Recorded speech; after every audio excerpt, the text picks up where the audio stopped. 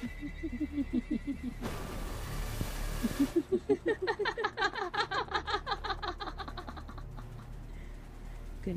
tak tidur lagi, ha?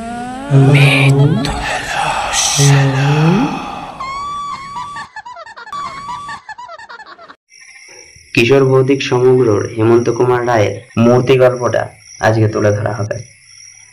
পাহাড়ের ছায়াকে আরো কালো করে রাত্রি ঘনিয়ে এলো। আঁকা বাঁকা পথ দিয়ে একদল যাত্রী এগিয়ে চলেছে। গরম পোশাকে সকলের আপাদমস্তক মোড়া, কারণ কনকনে ঠান্ডা বাতাস হু হু করে দীর্ঘশ্বাস ছাড়ছে। একই ঘন কুয়াশা, তার উপর আবার রাতের অন্ধকার। ওই দেখ কার্তিক, দূরে একটা টিমটিমে লণ্ঠনের আলো জ্বলছে। চল যাই, ওখানে কোনো আশ্রয় পাওয়া যায় নাকি। মনে হচ্ছে এখানে কোনো কুঠির আছে। মদন দা, তাহলে চলো যাই, দেখি কোনো আশ্রয় পাওয়া যায় নাকি।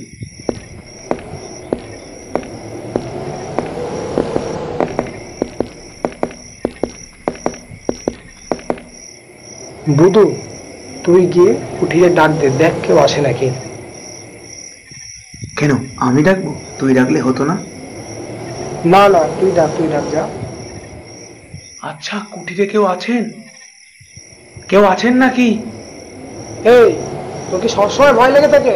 আমরা দুজন তো এখানে আছি, জোরে ডাক দে। রাত তো অনেকটা হয়েছে না, এখন কে শুনবে? তাহলে মিনমিনে ডাক, জোরে গলায় ডাক দে। কুঠিরে কেউ আছো? কেউ আছো নাকি কুঠিরে? কে? কি চাই? তোরা কারা? কি করতে এসছিস? আমরা পথচারী, আমরা এক প্রান্ত থেকে আরেক প্রান্তে যাচ্ছিলাম। রাত হয়ে গেছে, তাই আপনার এখানে একটু আশ্রয় নিতে এসেছিলাম। যদি আশ্রয়টা দিতেন তাহলে খুব ভালো হতো। বড়ই মুশকিলের কথা বললি তোরা। আমার তো কুটিরে লোকজন আছে, পাশে একটা ঢেকিশালা রয়েছে আমার, সেখানে তোরা রাতটা কাটাতে পারিস। আচ্ছা মদন দা, এখানে কি রাতটা কাটানো ঠিক হবে?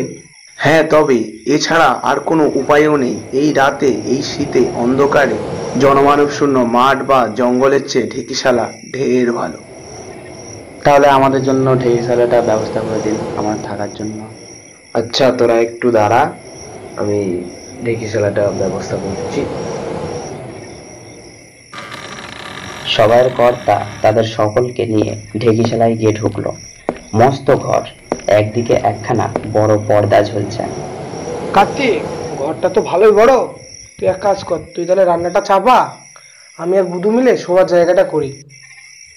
ওই রে দেখ, জানলার পর্দাটা কি বড়। পর্দা দেখতে হবে না, তুই রান্নাটা কর।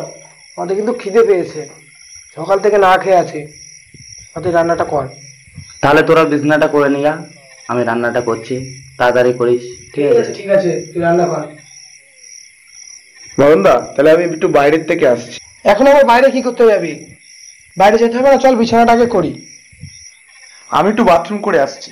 যা তাহলে, তাড়াতাড়ি আসবি। তুই কিন্তু লেট করিস, তাড়াতাড়ি আসবি, বিছানা করতে হবে। বধূ ঢেকিশালার থেকে বাইরে গিয়ে ঝাউ গাছের সাইডে দেখতে পেল একটা ছায়া নারী মূর্তিকে। সে গাছ পার করে ওদিকে সরে গেল। সে ভয় পেয়ে তাড়াতাড়ি ঢেকিশালার ভিতরে এসে তাদের বন্ধুদের কাছে বলতে লাগলো, মদন দা, আমি না বাথরুম করতে গিয়ে বাইরে কি একটা দেখলাম। জায়গাটা আমার না ঠিক মনে হচ্ছে না মদন দা। তোকে বলেছিলাম যে বাইরেটাকে যাস না, তুই বেশি ভয় পাস। তুই আবার কি দেখলি বল? ওইসব কিছু না, তোর মনের ভুল। এসে বয়, বিছনাটা করি। ঝাউ গাছের সাইড দিয়ে একটা কালো ছায়া গেল, আমি স্পষ্ট দেখতে পেলাম। চো, রান্না হয়ে গেছে, খেয়ে নি, বুঝলি তো। আচ্ছা কার্তিক দা, কি রান্না করলে? ওই ডাল করলাম, আলু সেদ্ধ করলাম, আলু ভাজা, বেশি কিছু করিনি ভাই, রাতে বেলায় তো। এইটা খেয়েই শুয়ে পড়বো, বুঝলি। চ তাহলে খেয়ে নি, হাত পা ধুয়ে সবাই খাওয়া দাওয়া করে নি। সকলে মিলে খেয়ে দিয়ে হাসি আম্মদ করে যে যার মতো লেপ মুড় দিয়ে ঘুমিয়ে পড়ল। যাত্রীদের ভিতরে একজন ছিল, তার নাম হলো বুধু। সঙ্গীদের ভীষণ নাক ডাকুনি এবং ইন্দুরের হুটোপুটির আওয়াজে তার চোখ যেন খুলে গেল, ঘুম আর এলো না। নাচন হয়ে সে উঠে বসলো, বইটা নিয়ে বসলো, লণ্ঠনটা জেলে বই পড়ার চেষ্টা করলো। ওরা তো ঘুমাচ্ছেই, তাহলে ওদেরকে ঘুমাতে দিই, আমি বরং একটু বই পড়ার চেষ্টা করি। বাইরে অন্ধকার, এত হাওয়া বইছে। শীতকালে এত হাওয়া আমি আগে কখনো দেখিনি। আমি লক্ষ্য করলাম পর্দার পেছনে একটা কাঠ কিভাবে মরমর করে ভেঙে গেল। তারপর পর্দাখানা একটু দুলে উঠল, তারপর আবার সব নিস্তব্ধ। এসব কি কাণ্ড! আমি আবার বই পড়ার চেষ্টা করলাম, কিছুতেই আর বই পড়তে মন বসলো না। আমি অবাক হয়ে পর্দা পানে চেয়ে রইলাম, শুধুই পর্দা পানে চেয়ে রইলাম। পর্দাখানা আস্তে আস্তে ওপরে উঠলো এবং তার পাশ দিয়ে বেরিয়ে এলো একটা রক্তহীন হলদে হাত। তারপর কে যেন ছায়ার মতন একটা কিছু বাইরে এসে দাঁড়ালো। সে যেন বাতাস দিয়ে গড়া কোনো মূর্তি। বধুর গায়ে তখন কাটা দিয়ে উঠেছে, মাথার চুলগুলো খাড়া হয়ে গেছে। সে চেঁচানোর চেষ্টা করছে কিন্তু পারল না। কিন্তু তার হয়ে বাইরে থেকে একটা পেঁচা চেঁচা চেঁচা করে চেঁচিয়ে রাতের আধারকে চিরে যেন ফলাফল করে দিল। ধীরে ধীরে সেই বাতাস দিয়ে গড়া মূর্তি যেন স্পষ্ট হয়ে উঠল। বধূ তখন দেখল, আমি দেখলাম পর্দার সামনে দাঁড়িয়ে আছে একটা স্ত্রীলোকের মূর্তি।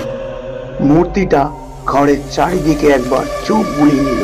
কার্তিকদা আর মদনদা পাশাপাশি নিশ্চিন্ত হয়ে ঘুমাচ্ছে। কে যেন এখন তাদের দিকে ক্ষিপ্ত দৃষ্টি দিয়ে দেখছে, সেটা তারা টেরও পেল না। মূর্তিটা পায়ে পায়ে এগিয়ে এলো। আমি কার্তিকদা এবং মদনদাকে ডাকার চেষ্টা করলাম, কিন্তু কোনো মতেই আমার গলা দিয়ে স্বর বেরোলো না, কোনো আর্তনাদ বেরোলো না। তারপর মদনদার মুখের কাছে এসে হ্যাট হয়ে পড়লো।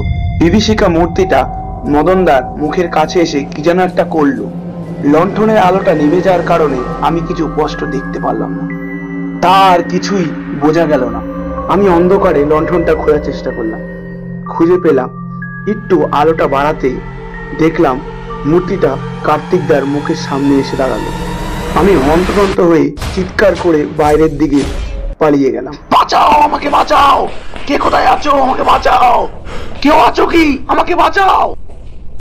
পথ দিয়ে বধূ চিৎকার করতে করতে ছুটতে লাগলো। তার সেই কান ফাটানো চেঁচানির চোটে গায়ের ঘরে ঘরে সকলের ঘুম ভেঙে গেল। কিন্তু এই রাতে বাইরে এসে কেউ তাকে সাহায্য করবে, গায়ের ভিতরে এমন সাহসী লোক কেউ ছিল না। ছুটতে ছুটতে এবং চেঁচাতে চেঁচাতে বধূ একেবারে গায়ের শেষে এসে পড়ল। তারপর মাঠ আর জঙ্গল। দাঁড়িয়ে হাঁপাতে হাঁপাতে সে একবার পিছনের দিকে ফিরে চাইল। দূরে গাঢ় অন্ধকার পুড়ে দুটো চোখ জল জলে আগুনের ভাঁটার বেগে তার দিকে এগিয়ে আসছে। ক্রমেই তার দিকে এসে পড়েছে। বধূ আর একবার খুব জোরে আর্তনাদ করে অজ্ঞান হয়ে গেল। চীন দেশের নিয়ম আছে, কেউ মরলে পরে ভালো দিনক্ষণ না দেখলে তার দেহকে কবর দেওয়া হয় না। গায়ের মোড়কের এক মারা গিয়েছিল, কিন্তু ভালো দিনক্ষণের অপেক্ষায় তার দেহকে কফিনে পুরে সবাইখানা ঢেকিশালে রাখা হয়েছিল। আজ 6 মাসের ভিতরে ভালো দিনক্ষণ পাওয়া যায়নি। সবাইয়ের কর্তা সকালে উঠে যাত্রীদের খোঁজে ঢেকিশালার দিকে দেখে দুজন যাত্রী মরে পড়ে আছে। তাদের গায়ে এক ফোঁটা রক্ত নেই, শরীর পুরো কাঠ হয়ে আছে। কফিনের ভিতরে গায়ের মোড়কের ভরা ছিল, সেখানকার তালা খোলা, তার ভিতরে মরা নেই। তারপর গোলমাল শুনে গায়ের প্রান্তে গিয়ে সে দেখল বধূর মৃতদেহের উপরে পড়ে আছে মোড়ক মৃতদেহ। বধূর গলায় একটা গর্ত আর মরার মুখে লেগে আছে চাপ চাপ রক্ত।